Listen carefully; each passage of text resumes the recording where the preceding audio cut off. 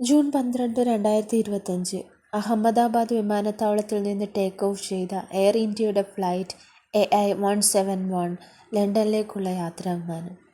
വിമാനം ഉയർന്നത് വെറും 625 അടി വരെ മാത്രമായിരുന്നു.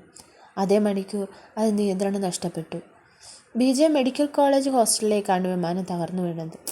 ഇത് ഇന്ത്യ കണ്ട ഏറ്റവും വലിയ വിമാന അപകടങ്ങളിൽ ഒന്നായി മാറി.